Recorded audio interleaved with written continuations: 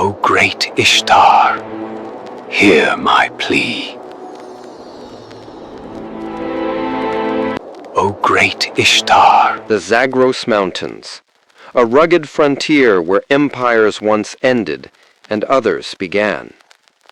Home to traders, warriors, rebels, and one nearly forgotten people. High in these winding passes lived the Lullubi. We do not know their language. We cannot read their words, because none survive. But we know they existed, because they carved themselves into stone. A king pleading to a goddess, a foot pressed on the back of a conquered enemy, and a reputation in epic poets as enemies of civilization. In this episode, we explore the full story. Where did they live, and why were those places so important? Who was Anubanini, real king or mythic invention? Why did epic poets remember them as enemies of civilization? And how did they vanish so completely from history? Here on Different History, we walk with the forgotten and listen to the echoes carved in rock. The name of the Lullubi first appears in some of the oldest written documents in human history. Our earliest knowledge of them comes from the late 3rd millennium BCE, during the reign of the Akkadian Empire in Mesopotamia. At this time, the empire launched campaigns into the Zagros Mountains and encountered the mountain tribes, among them the Lullubi. In the campaign records of Akkadian King Sargon, the region where they lived is described as the land of Lullubi. This indicates that they were not merely a small clan, but were recognized with a clear geographical identity. In these sources, the Lullubi are portrayed as warlike groups descending from the mountains to threaten Mesopotamian cities. Thus, they entered written history primarily as enemies. Much of what we know about the Lullubi does not come from their own records, but from the writings of their adversaries. The Lullubi had no writing system of their own. As a result, we only possess one-sided accounts. The Akkadian, Ur-3, and later Assyrian sources describe the Lullubi largely through the eyes of centralized states. Their first appearance in these records may not fully define their independent identity, but it does show that they were part of the regional balance of power in Mesopotamia. The Lullubi were not just one of many tribes in the harsh Zagros landscape. They were known and militarily strong enough to be taken seriously. Indeed, in the following centuries, their name repeatedly appears, from Naram Sin's victory stele to the campaign lists of Ur-3 king Shulgi.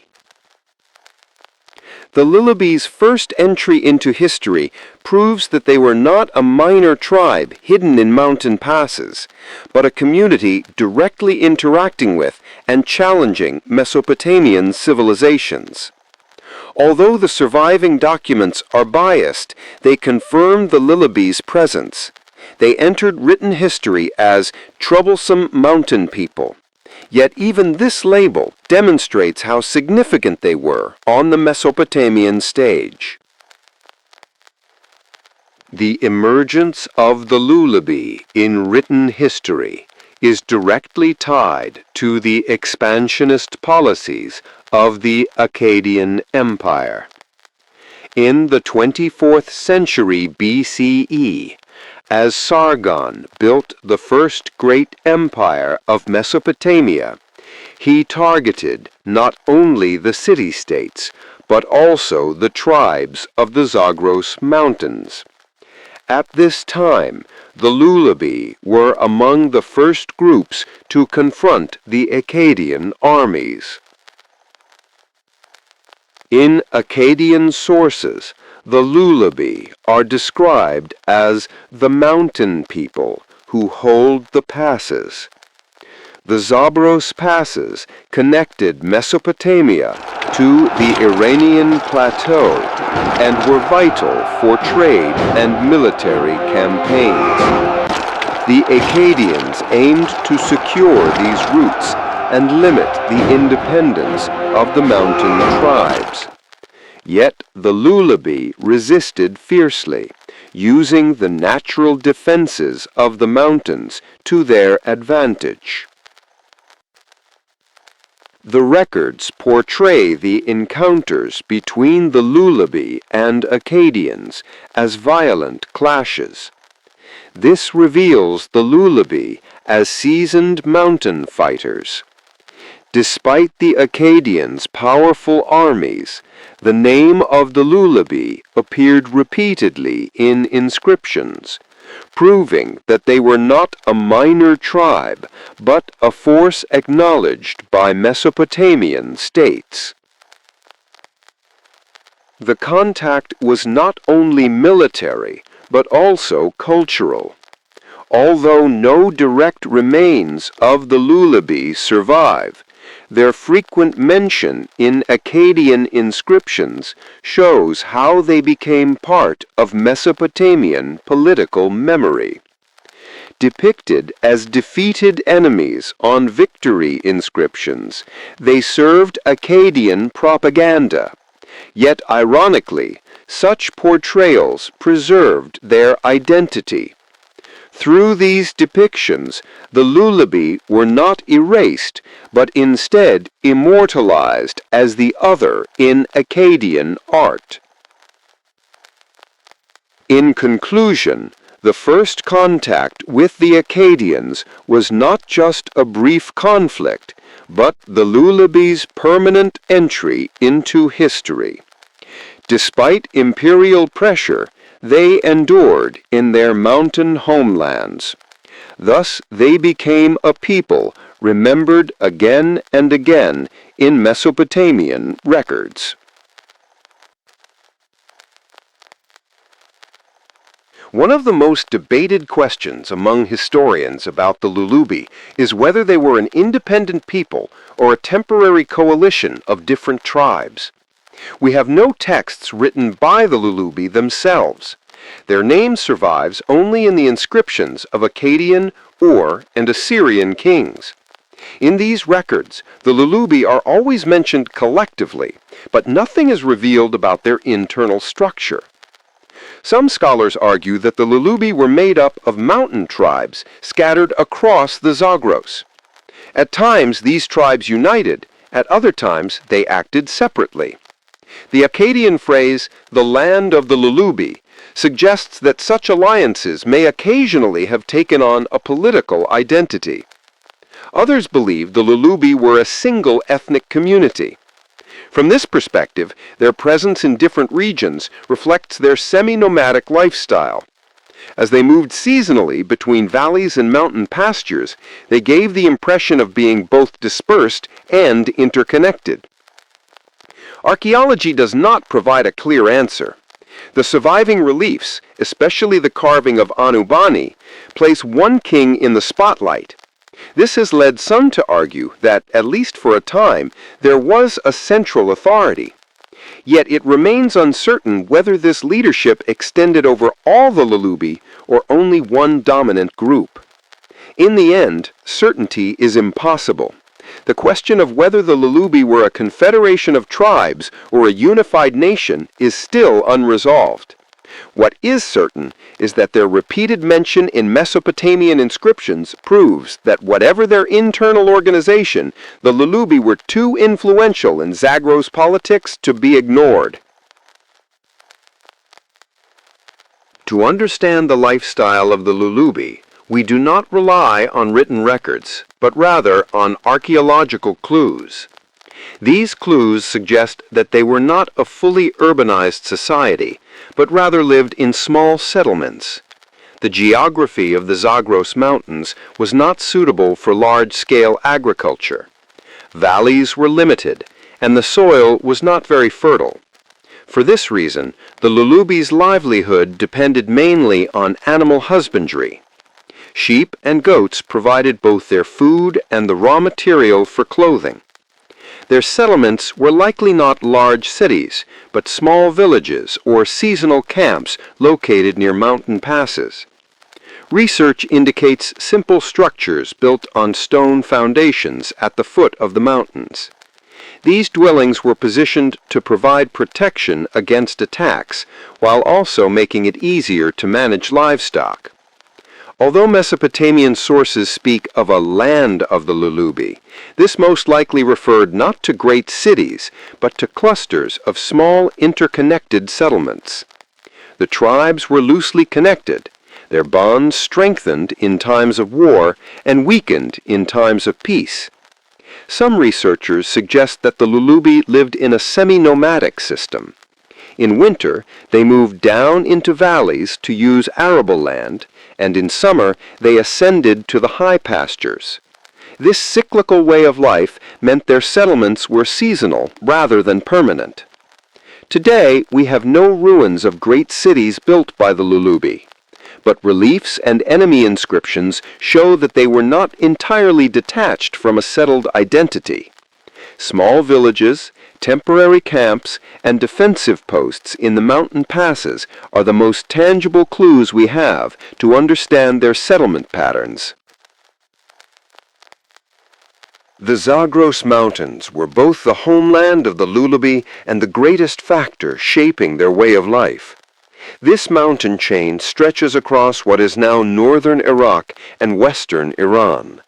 Throughout history, the region has been famous for its mountain passes, serving as a natural bridge that connected the civilizations of Mesopotamia to the high plateau in the east. The terrain was marked by steep slopes and narrow valleys. While it offered limited opportunities for agriculture, it provided an ideal environment for herding. Sheep and goats thrived on the pastures of the mountain slopes.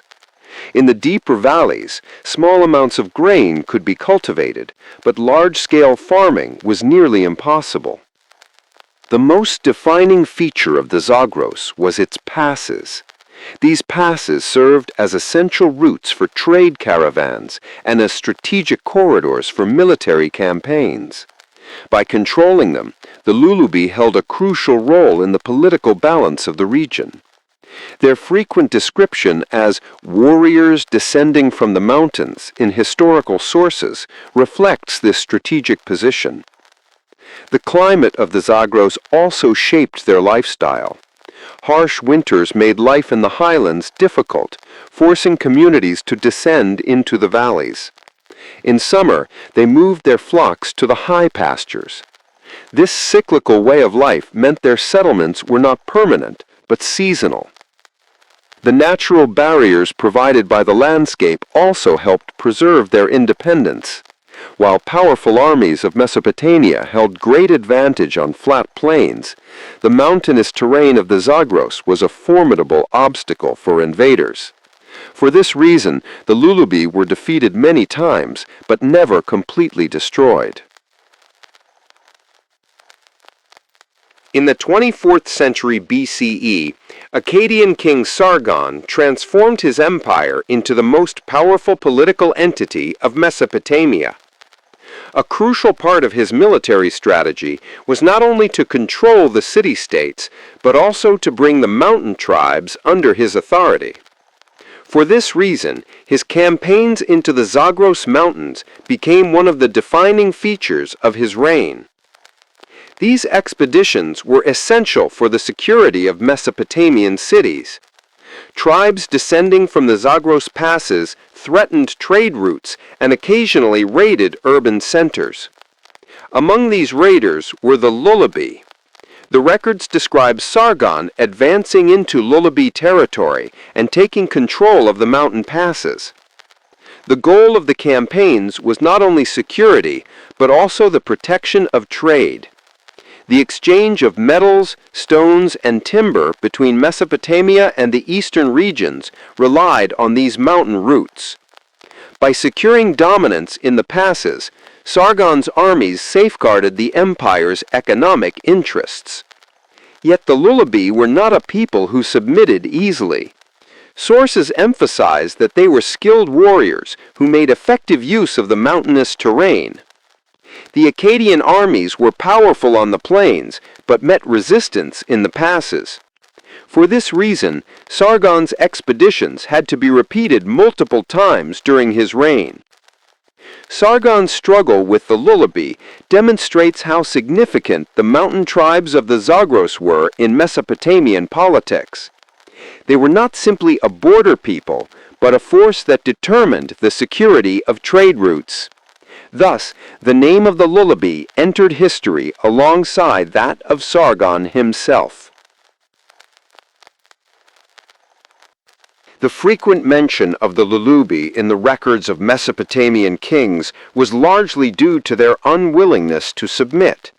The Akkadian armies seemed dominant on open battlefields with their disciplined formations, but in the mountain passes they lost this advantage. Here, the Lullubi turned the difficult terrain to their benefit and dared to challenge even the great empires.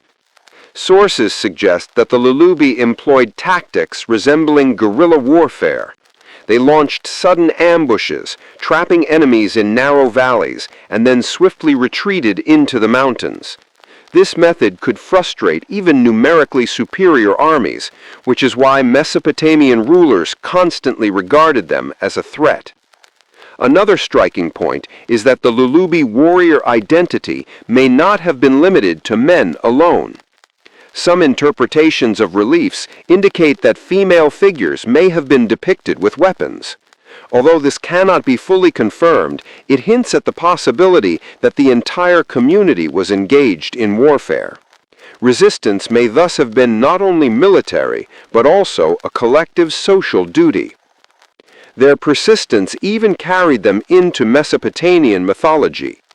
Victory inscriptions typically depicted them as subdued mountain people, but this portrayal ironically attests to their stubborn survival. If they had been weak and easily defeated, their name would not have endured in records for centuries.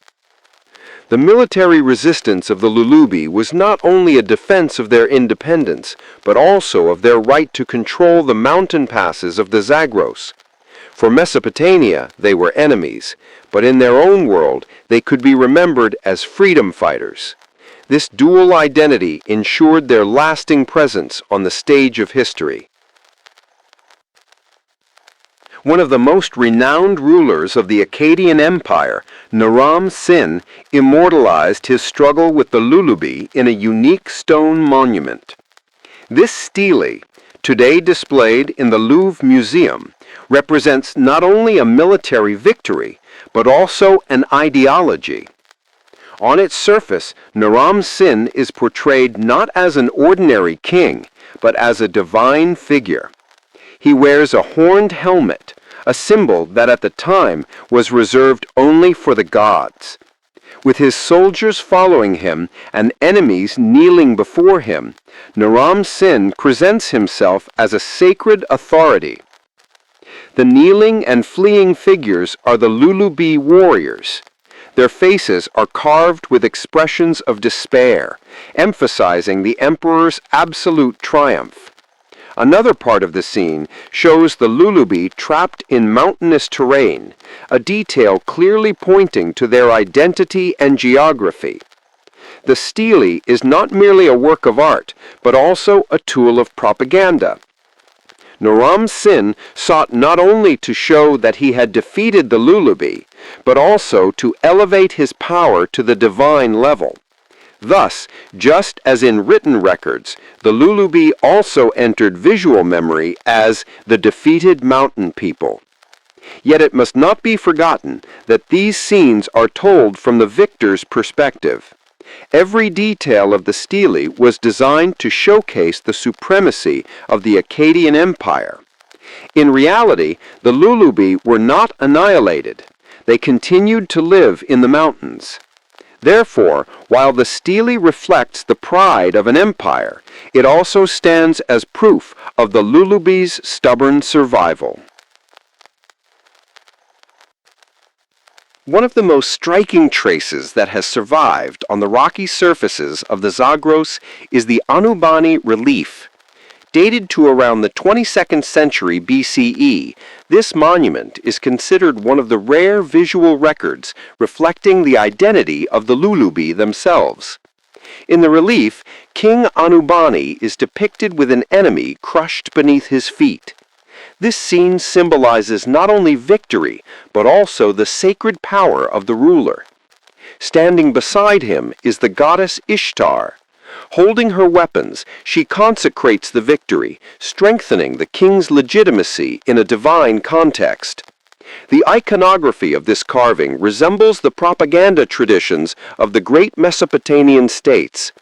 What is remarkable is that the same artistic language was adopted by the mountain people, the Lullubi. This shows that they were not merely a warrior community, but one capable of expressing power through symbols.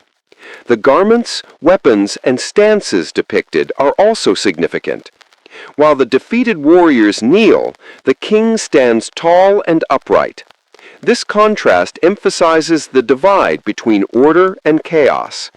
Anubanini is thus portrayed not just as a leader, but as a divine figure representing order itself. Today, this relief remains one of the very few examples proving that the Lullubi left their mark not only in the records of their neighbors, but also in their own art. Even if other works have been lost, the Anubanini carving stands as a silent witness of their cultural existence. Etched into stone by a king, the scene continues to whisper the identity of the Lullubi across the centuries. Within the centralized states of Mesopotamia, the Lullubi were always an other. When their name appeared in Akkadian inscriptions, it was usually accompanied by the phrase, "the restless tribes of the mountains." This description shows that the Lullubi were seen not only as a political challenge, but also as a cultural outsider. In the eyes of the Akkadian kings, the Lullubi were a threat to the order of civilization. Their life in the mountains appeared primitive and uncontrollable to the city-states. Thus, in the inscriptions, they were most often depicted as subdued or forced to kneel. Yet it must be remembered that these narratives came from the pens of the victors. For the Akkadians, the Lullubi were also directly tied to border security. They controlled the passes of the Zagros and threatened caravan routes with raids. Therefore, they were not only a military problem, but also an economic one that had to be taken seriously. Still, Akkadian documents reveal a striking contradiction. On one hand, the Lullubi were belittled, labeled as mountain barbarians. On the other, their resilience is constantly emphasized. This repetition suggests that the Lullubi were not an ordinary people, but a truly formidable and noteworthy force. In the end, the Akkadian perspective shaped the Lullubi entirely as an enemy. Yet this demonization did not erase them from history. On the contrary, it made them unforgettable. For the Akkadians, they were troublesome mountain people. But today, it is precisely through these accounts that we know of their existence. After the fall of the Akkadian Empire, a new power rose in Mesopotamia, the III dynasty. In the 21st century BCE, this state launched campaigns eastward into the Zagros to restore order. It is in this period that the Lullubi reappear in the records. King Shulgi of III, in the second half of his reign, turned his attention eastward. The records state that he sent armies to subjugate the mountain peoples. The purpose of these campaigns was not only to gain territory, but also to secure the border trade routes. At the center of these strategic objectives were the Lullubi. Cuneiform tablets speak of Shulgi's victories against the land of the Lullubi. They describe military forces advancing through mountain passes to suppress the tribes. Yet, since these accounts were written within the official ideology of the III archives, it remains uncertain how permanent these victories really were. for the Lullubi continued to reappear in later records. This picture shows us that while the III campaigns brought short-term success, they did not eliminate the Lullubi entirely. The geography of the mountains was their greatest ally. While armies could march through the valleys, the high cliffs sheltered communities that were difficult to reach. The III campaigns demonstrate once again that the Lullubi were a permanent element of Mesopotamian history. As states rose and fell, the Lullubi endured in the passes of the Zagros. Every new empire was forced to campaign against them. This clearly reveals their lasting identity as a people of resistance in history. By the early 2nd millennium BCE, a new power began to rise on the Mesopotamian stage, the Assyrians. Thanks to their northern position, this state became an important center for both trade and military activity. In the inscriptions of Assyrian kings, the name of the Lullubi appears frequently, since they lived just beyond the northeastern frontier. In Assyrian sources, the Lullubi are often described as the people descending from the mountains. This phrase reflected not only their geographical position, but also their threatening image. Royal inscriptions speak of armies marching against the Lullubi, of seized spoils, and of deported communities. Such accounts were official records designed to demonstrate the power of the Assyrian kings. Interestingly, in Assyrian texts, the Lullubi appear not only as enemies, but at times as allies. Borderland groups could, depending on the circumstances, cooperate with powerful states or rise in revolt to defend their independence. This flexibility made the Lullubi difficult to subjugate completely. Assyrian texts also provide hints about the economic role of the Lullubi. Timber, livestock, and slaves obtained from the mountains are noted as valuable goods in Assyrian markets. This shows that the Lullubi were not only a military threat, but also part of regional trade networks. In the eyes of the Assyrian kings, the Lullubi were both feared and needed. They could not be eradicated, but their existence had to be kept under control. Thus, the Lullubi were mentioned again and again in Assyrian records, becoming one of history's unforgettable border peoples.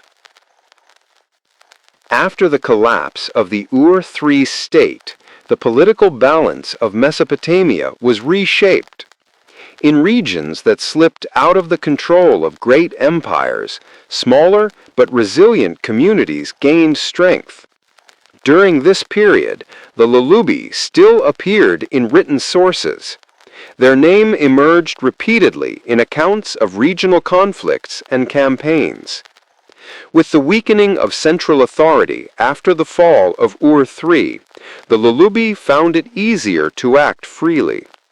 The tribes living in the passes of the Zagros played an active role in movements directed both toward western Mesopotamia and the Iranian plateau.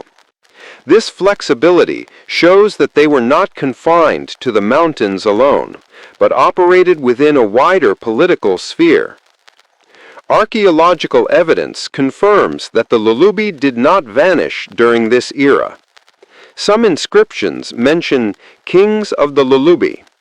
This title suggests that at certain times they were able to produce their own rulers. Although such kingdoms did not last as long as the great empires, they proved that the Lullubi maintained a political presence. Even more striking is that after Ur-III, the Lullubi were not merely targets, but sometimes became actors influencing regional dynamics. At times they allied with powerful neighbors. At other times they chose independence. This suggests that they had developed a flexible and pragmatic political culture. In short, the end of Ur-III did not mean the disappearance of the Lullubi from history. On the contrary, in times of weakened central authority, Their mountain identity gave them an advantage. Thus, the Lullubi continued as a small but enduring political force on the borders of Mesopotamia. The Lullubi were not merely scattered mountain tribes. After the fall of Ur III and during the Assyrian period, they occasionally produced leaders who carried the title of king. These minor rulers, mentioned in the cuneiform sources, prove that the Lullubi maintained their political presence not only as a tribal identity, but also with a tradition of governance. The rise of local kings shows that the mountain communities could sometimes unite. The example of Anubanini is the clearest evidence of this. Such leaders were not only military commanders, but also embodied religious and symbolic authority. For the mountain people, the king was a figure believed to carry the support of the heavens. The history of the Lullubi is intertwined not only with the great empires, but also with neighboring peoples. There are clues of interactions with the Gutians, Kassites, and Elamites. At times they stood side by side against a common enemy, and at other times they fought over control of the passes. This reveals that the mountain peoples of the Zagros developed a political culture based on flexible and shifting alliances. During the Assyrian period, these relationships gained a new dimension. Though Assyrian kings described the Lullubi in inscriptions as subdued peoples, the titles they borrowed, the battle scenes they depicted, and even the goddess figures carved in reliefs reveal how the Lullubi were influenced by Mesopotamian culture. This influence was not one-sided. The mountain tribes also became part of the Assyrian notion of frontier identity. In conclusion, the Lullubi were at once local political units capable of producing their own kings, flexible powers engaged with surrounding communities, and invisible actors of cultural exchange during the Assyrian era. Taken together, these elements show that the Lullubi were not simply rebellious tribes, but a living political organism with internal structures and regional connections. Understanding the social structure of the Lullubi is difficult due to the scarcity of written sources. Yet indirect clues and archaeological evidence suggest that they lived in small but resilient communities. The foundation of this order was the family. In the mountainous geography of the Zagros, family was not only a bond of kinship, but also an economic and military unit. Families living together managed livestock and stood side by side in the defense of the tribe. Thus, the family emerged not as an individual entity, but as a collective force.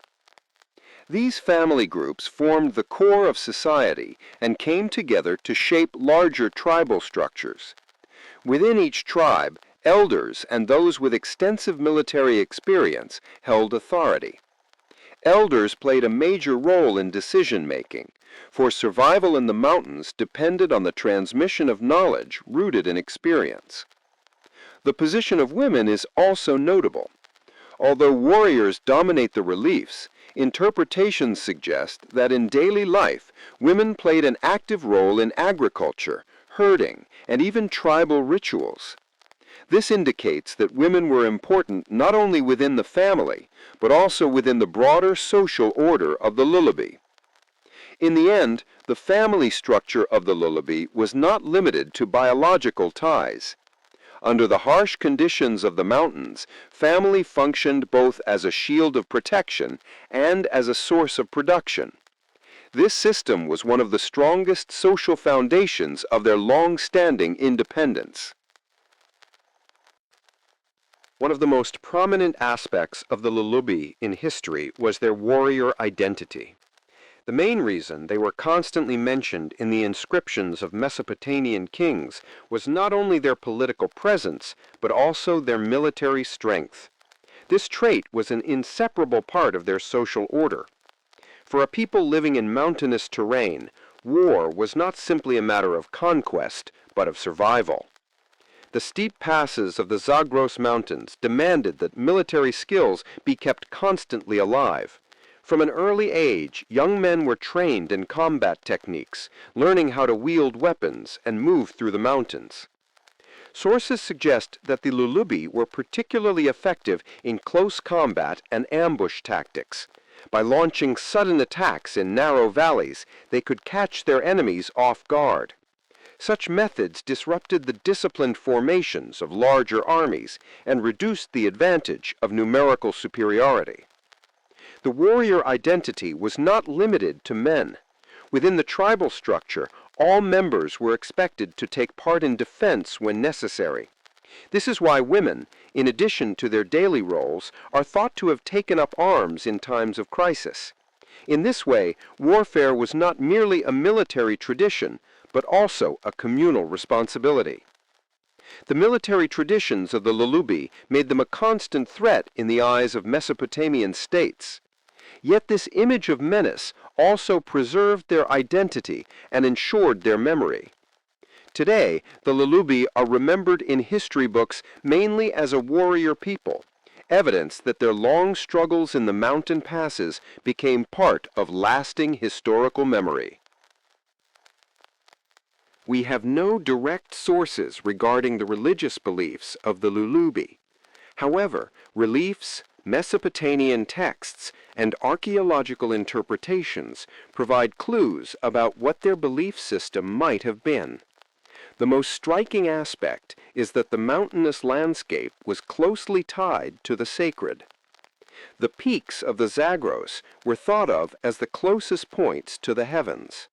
Thus, the mountain summits may have been regarded as places where communication with the gods was possible.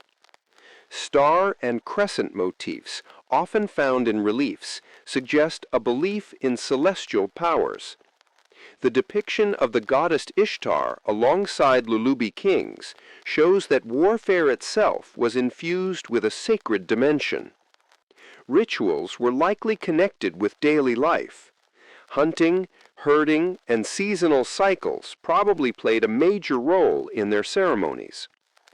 Animal sacrifices may have served both as offerings to the gods and as communal feasts for the tribe.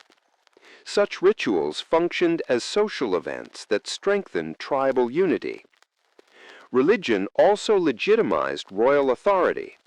As seen in the Anubanini relief, the ruler is shown standing beside a goddess, his victory linked to divine support. These depictions cast the king not only as a warrior, but also as a sacred figure tied to the gods. The religious beliefs of the Lullubi remind us of this.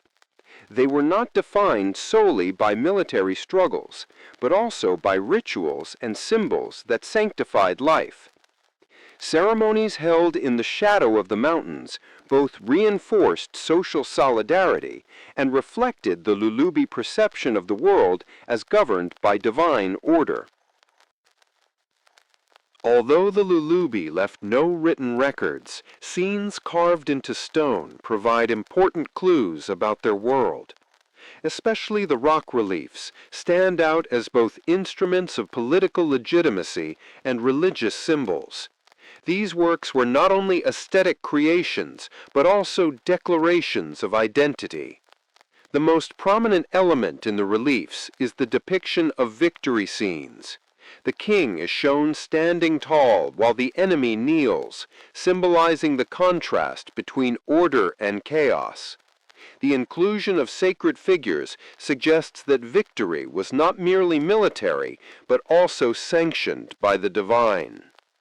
This visual language is also seen in the great empires of Mesopotamia. Yet the Lullubi's adoption of similar imagery proves that they too used visual culture to assert authority. Thus, the reliefs were not simple imitations, but tools through which the mountain people expressed their own power. Among the symbols in these reliefs, the sun, crescent, and star motifs stand out. These celestial signs reflect the belief that kings drew their strength from the heavens. the depictions of weapons and spears emphasized that warfare lay at the center of society. Religion and military identity were thus presented as an inseparable whole carved into stone. Today, these reliefs remind us that the Lullubi were not merely a hostile people, but a community with its own symbolic world. Every line in their art reflects both the silence of the mountains and the resilience of the tribes. For this reason, the reliefs remain the strongest traces of the Lullubi's identity on the stage of history. The traditions that shaped the daily life of the Lullubis served not only to meet the needs of the time, but also to keep the memory of society alive. Within the tribal structure, ceremonies, festivals, and rituals reinforced unity and carried cultural values from one generation to the next. For communities living in the mountains, the seasons were the strongest force determining the rhythm of life. The arrival of spring, the release of animals into pastures, or harvest time ceremonies in the valleys were not just economic activities, but also sacred rituals. Animals sacrificed in these rituals were both offerings to the gods and symbols of sharing within the community. Traditions played a central role not only in religion, but also in social relations. Marriage ceremonies were an important means of strengthening bonds between tribes. Agreements were not sealed with written documents, but with oaths and rituals. Thus, each marriage became a symbol of alliance, not just between two individuals, but between two communities. Another element that ensured the continuity of tradition was songs and oral storytelling. Elders passed down accounts of past struggles and important events to the young through stories. This oral culture, in the absence of written sources, was the most effective way for the Lullubi to preserve their sense of history. Today, no direct Lullubi songs or ceremonies survive, yet their existence can be inferred from recorded rituals. And these clues show us that for the Lullubi, tradition was not merely the shadow of the past, but a living heritage that sustained social solidarity. To survive against the great armies of Mesopotamia, the Lullubi developed unique defensive methods. The mountainous terrain was their greatest ally. Narrow passes, high cliffs, and deep valleys reduced the advantage of numerically superior enemies. These natural barriers were the foundation of the Lullubi strategies. When news of a campaign arrived, tribes first evacuated the population to safe zones. Women, children, and the elderly were moved into the inner mountains, while warriors took positions in the passes. This mobility slowed the enemy's advance and created opportunities for sudden attacks. Rather than entering open battle, the Lullubi preferred to wear their enemies down. They set ambushes in the passes, launched sudden assaults, and retreated immediately. This method disrupted the order of large armies and made long campaigns increasingly costly. References in sources to armies being troubled in the mountains show how effective these tactics were. Another aspect of their defense was the small settlements that functioned as refuges. Simple structures built on stone foundations served as both shelters and hiding places. Even if these were captured, reaching the deeper mountain areas was difficult. For this reason, the Lullubi were never completely destroyed. In the end, the defensive strategies of the Lullubi were one of the most important factors that kept them alive for centuries. Though each campaign brought new pressure, this community, skilled in the use of natural geography, managed to survive against the great empires. The Lullubi's approach to warfare was not based solely on defense. They also made their mark through active raids. Sources describe sudden attacks on Mesopotamian cities.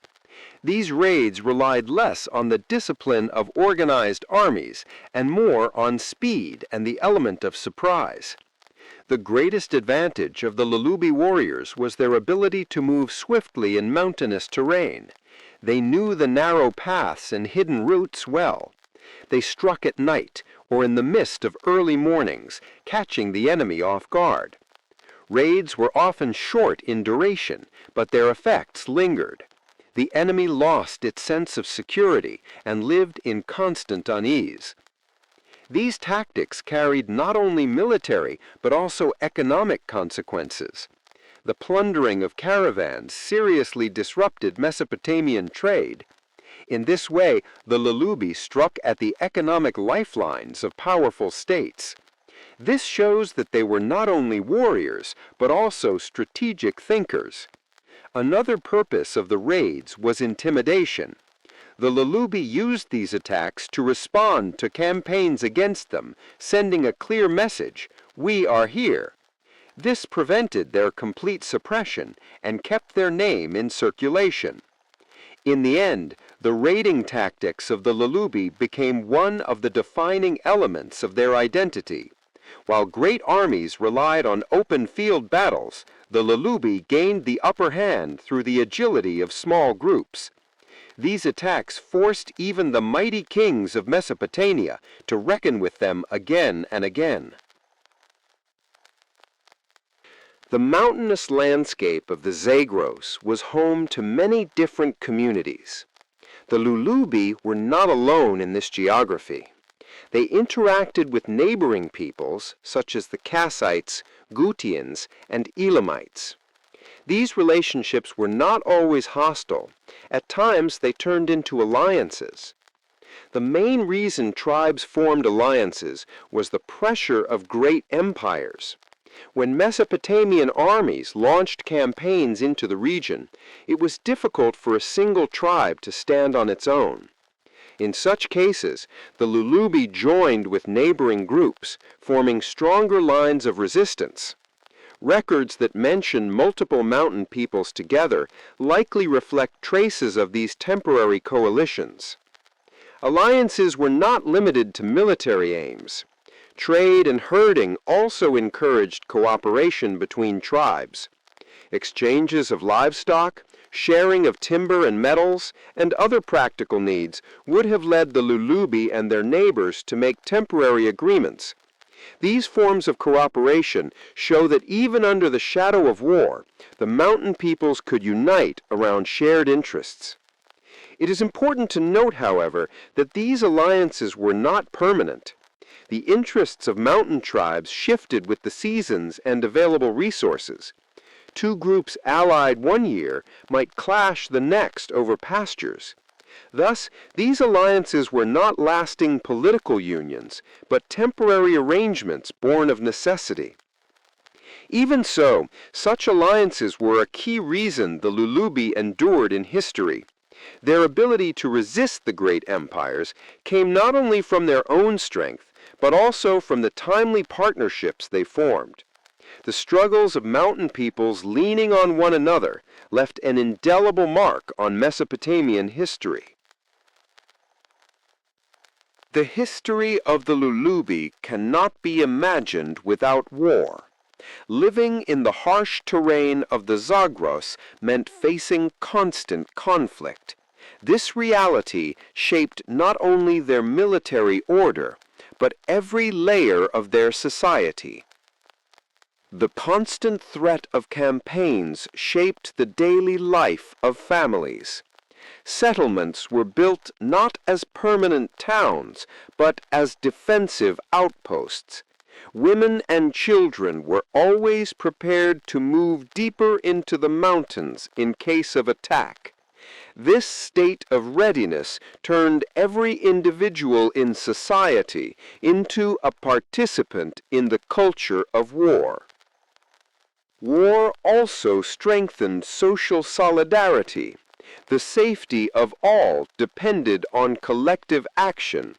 Rituals and communal ceremonies gave courage to warriors, while instilling a sense of unity in the rest of the people. Thus, war was not only destruction, but also one of the bonds that held the tribe together.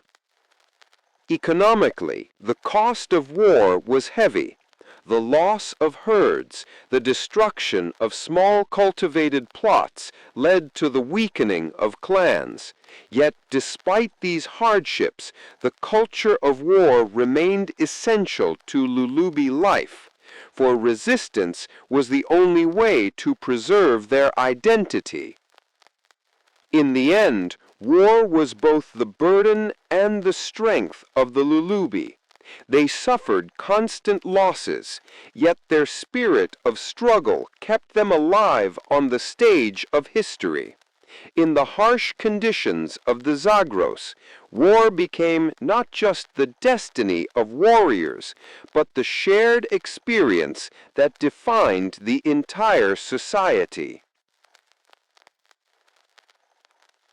The land of the Zagros Mountains, home of the Lullubi, was also the homeland of the Gutians. These two peoples, mountain tribes shaped by similar living conditions, often appeared side by side in history. For Mesopotamian civilizations, both were seen as threats coming from beyond the frontier.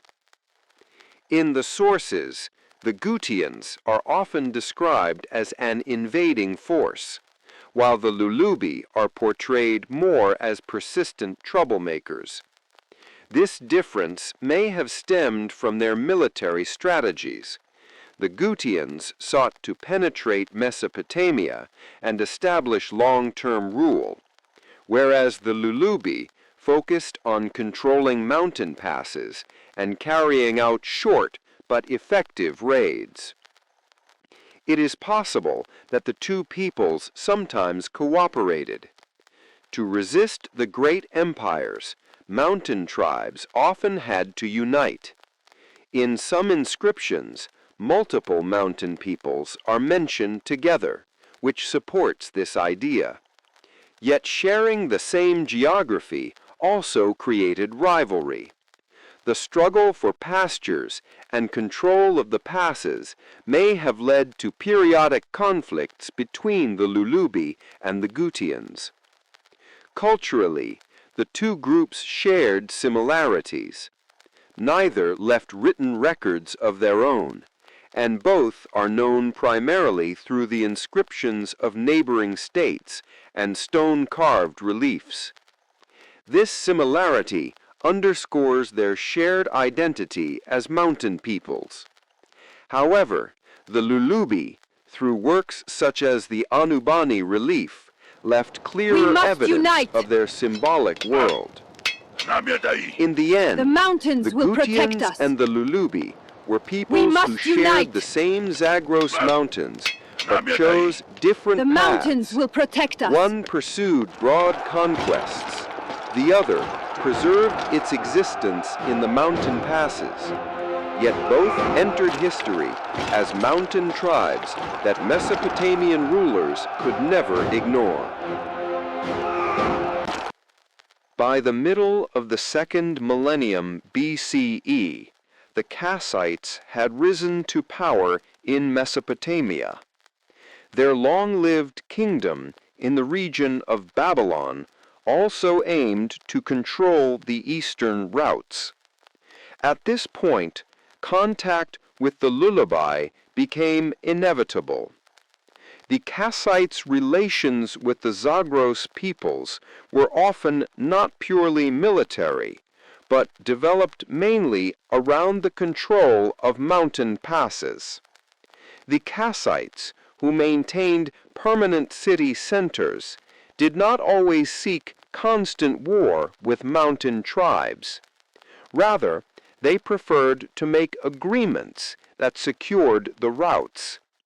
For this reason, the Lullubi may sometimes have resisted Kassite armies, but at other times entered into temporary alliances with them. The Kassites' cultural influence was broad. The artistic style they developed in Babylon left indirect marks on nearby peoples. The Lullubi must have been aware of this influence. Although they left no written records, through trade and cultural contact, they may have shared certain symbols and ritual practices. Economically, the Kassite-Lullubi relationship may have been based on mutual benefit. The Lullubi supplied timber, livestock, and minerals from the mountains, while the Kassites offered urban goods and agricultural surplus. This exchange likely created a network of interaction that met the needs of both communities.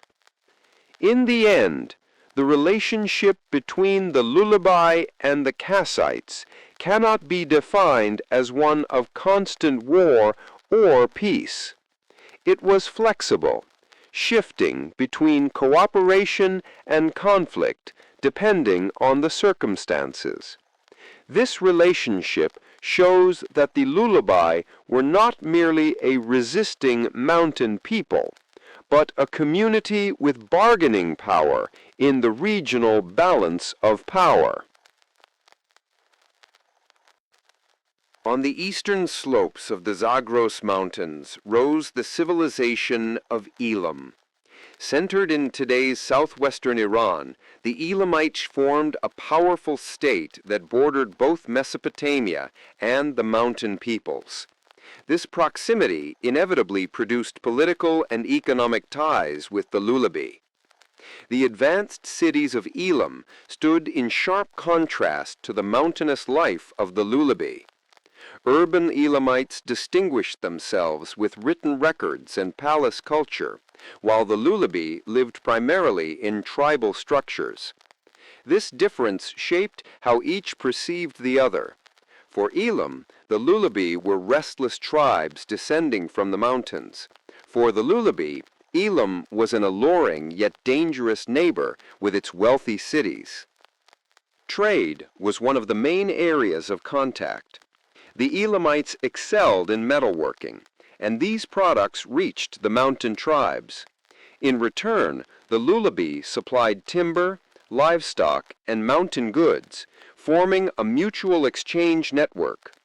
While this economic bond sometimes fostered friendly relations, it could also spark rivalry over resources. Another dimension of their relationship was military conflict. Elamite kings occasionally launched campaigns into the Zagros, seeking to subdue the mountain peoples. The Lullubi likely resisted these expeditions with their familiar guerrilla tactics. Although the records are scarce in detail, it is clear that tensions between the two sides were frequent. In the end, the Elamites and the Lullubi represented two faces of the same geography, one the bearer of urban, literate culture, the other the free warriors of the mountains. Their relationship was shaped by both necessary cooperation and inevitable conflict. This dynamic helped keep the Zagros vibrant throughout history. One of the earliest contacts the Lullubi established with Mesopotamia dates back to the era of the city-states. Centers such as Uruk, Ur, and Lagash developed strong structures based on trade and agriculture. The Lullubi, living beyond the mountains, were both feared and needed by these cities. For the city-states, the Lullubi were often perceived as threats to border security. The frequent mention of mountain peoples in chronicles shows that these tribes were positioned as an external force against the ordered life of the cities.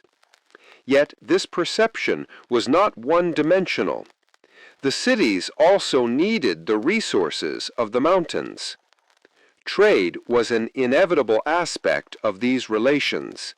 The city-states obtained timber and animal products from the Lullubi. In return, the Lullubi received agricultural goods and manufactured items from the cities. This mutual dependency continued even in the shadow of conflicts. The Lullubi played a role not only in trade, but also in political balances. Some city-states may have employed Lullubi tribes as mercenaries against their rivals. This made the Lullubi not only enemies, but at times strategic partners as well. In the end, the relationship between the city-states and the Lullubi was a blend of friendship and hostility. On one side, raids and campaigns. On the other, necessary trade and temporary alliances. This multifaceted connection was one of the main reasons why the Lullubi maintained a continuous presence in Mesopotamian history. The most important figure who carried the name of the Lullubi into the present is undoubtedly King Anubanini. What distinguishes him from other Lullubi leaders is the rock relief that still stands today. Carved into the steep cliffs of the Zagros, this scene reveals not only a king's victory, but also the world view of the Lullubi. In the relief, Anubanini is depicted as a ruler trampling his enemies underfoot. The kneeling figures before him symbolize his military supremacy. Beside him stands the goddess Ishtar, implying that this victory had divine approval. Thus, the king is presented not only as a warrior, but also as a sacred figure connected to the gods. This relief proves that the propagandistic style familiar in Mesopotamian art was also adopted by the mountain peoples. Anubanini sought to send a message to both his rivals and his own people. My power is supported by the gods. For the Lullubi, who left no written records, this visual language was the most effective means of communication. The location of the relief is also noteworthy. Carved on a difficult-to-reach cliff, it served both as a challenge to enemies and as a lasting memorial. Everyone passing through the mountain passes would be forced to see the relief and remember the existence of the Lullubi. The relief of Anubanini remains the most tangible evidence we have about the Lullubi. It immortalized their role in history, their warrior identity, and their religious beliefs on a single stone surface. For this reason, Anubanini lives on not only as a king, but also as a symbol. On the stage of history, a few other Lullubi leaders also appear besides Anubanini. Their names have reached us through Mesopotamian records of campaigns against the mountain peoples. Each one represents the resistance of the Lullubi in different eras. Some royal names mentioned in Akkadian and Assyrian inscriptions reflect the Lullubi's struggle to preserve their independence. For example, a Lullubi ruler named Satuni is noted in Assyrian campaigns. Though his name does not appear in the Mesopotamian king lists, its presence in war chronicles shows that he was a symbol of resistance in his time. Another record refers to a name like Irinan or similar. This ruler is said to have clashed with Mesopotamian armies, though details are scarce. This lack of clarity reflects the limited knowledge written sources provide about the Lullubi. Nevertheless, these names prove that Anubanini was not an isolated case, but part of a broader tradition of kingship among the Lullubi. Most of what we know about Lullubi kings comes filtered through the records of their enemies. Thus, we do not know how they were perceived by their own people. But the constant appearance of new rulers in campaign records shows that their leadership tradition was passed down through generations. Each king defended the mountain passes in his time and fought to preserve the community's independence. In the end, Anubanini was the brightest star, but not the only one. The Lullubi produced different leaders throughout history, and this continuity of political leadership proves their resilience. These names remain as silent witnesses of a lost tradition, still echoing on the stones of Mesopotamia today. The authority of Lullubi kings was not based solely on military power. Their leadership drew both from their skills in warfare and from religious legitimacy. The combination of these two elements elevated the king to an unquestioned position among the tribes. For a community living in mountainous terrain, the most important quality of a leader was his martial ability. The king had to stand at the head of the army and determine the outcome of battle. Sources describe kings as figures who personally defeated their enemies and stood out at the moment of victory. A king who failed to show courage in battle could not maintain his authority for long. But military success alone was not enough. Kings were also regarded as connected to the gods. As seen in the Anubanini relief, the presence of a sacred figure beside the ruler conveyed that victory was achieved with divine approval.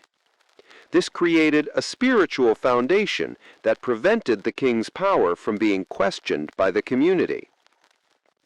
Intertribal relations also influenced the source of authority. A king's ability to gather different Lullubi groups under his leadership demonstrated how persuasive he was. This ability was supported not only by the sword, but also through the distribution of spoils, the making of agreements, and ceremonial practices. In conclusion, the authority of Lullubi kings was built on a fusion of the sword's sharpness and the power of faith.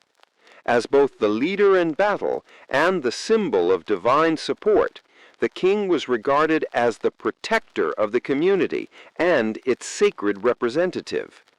This dual foundation was the key element that sustained Lullubi leadership for centuries. The kingship among the Lullubi was less about the power of a single individual and more about a tradition that was continually renewed. Each king inherited the struggle left by his predecessor and continued defending the mountain passes. Although Anubanini was the most famous ruler, those who came after him carried on the same tradition. Different names appear in Mesopotamian inscriptions, but what united them all was the mountain people's desire for independence. Thus, the Lullubi kingship was not a centralized or permanent state, but rather a tradition of resistance passed down through generations. Each king was not only the leader of his own era, but also a symbol of the free spirit of the mountains. Family was the foundation of social order among the Lullubi. Life in the mountains required the contribution of everyone. Thus, family was defined not only by blood ties, but also by shared responsibility. Women played important roles in daily life. Animal husbandry, food preparation, and weaving were their responsibilities. It is also thought that during times of war, they contributed to the defense of settlements. Men were mainly engaged in herding, hunting, and warfare. Children from an early age were introduced both to daily work and to the warrior traditions. This made the family function as a space of education as well. In conclusion, family for the Lullubi was not merely the unit of private life, but the smallest and strongest institution that kept society alive. The spiritual world of the Lullubi was shaped in close connection with nature. Since they left no written records, we have no definitive knowledge, but reliefs and Mesopotamian sources shed light on their religious life. Natural forces were the primary sacred elements for the Lullubi. Rain, storms, and fertility were seen as direct interventions of the gods. Mountains, being the closest places to the sky, were regarded as spaces of contact with the divine. For this reason, ceremonies held on mountain peaks served both as sacred communication and as social unification. Figures resembling Ishtar, visible in the reliefs, show that the Lullubi had contact with the Mesopotamian pantheon. Adding gods to scenes of victory strengthened the divine legitimacy of leadership. Animal sacrifices and offerings were also among the most common ways of giving thanks to the gods. Although mythological stories have not survived, they were likely transmitted orally from generation to generation. The heroic tales told by the elders carried religious meaning while reinforcing tribal identity. In conclusion, the belief system of the Lullubi sanctified the natural environment and connected divine support with leadership and social order. Every ritual and symbol served as a spiritual foundation that preserved both the identity and existence of the mountain people. The Lullubi resisted the powerful states of Mesopotamia for a long time, but the Assyrian campaigns severely weakened their strength. The systematic assaults of the Assyrian armies restricted the movement of the mountain tribes and gradually fragmented the Lullubi into smaller clans. By the beginning of the first millennium BCE, the rise of the Medes further erased the independent identity of the Lullubi. They were no longer a major political force, but instead became mountain communities absorbed into neighboring cultures. Yet they did not vanish completely. The rock reliefs, the names preserved in inscriptions, and the enduring image of the mountain people remained as their legacy. Even if erased from the political stage, the Lullubi survived in memory as the free warriors of the mountains. The Lullubi, a people who survived in the shadow of the mountains, caught between the great empires of Mesopotamia. No written records of their own remain, nor ruins of great cities. Yet, in the silent margins of history, they managed to carve their name. They were portrayed, as in the relief of Anubanini, both as warriors and as a sacred people. Their resistance against mighty armies Ishtar, is intertwined with the harsh nature of the mountains. And this defiance left an unforgettable mark, even in the Ishtar, inscriptions of Mesopotamian hear kings. my plea. Today, the cliffs of the Zagros still keep that silent testimony. Every relief, every stone, whispers the memory of the Lullubi struggle for freedom.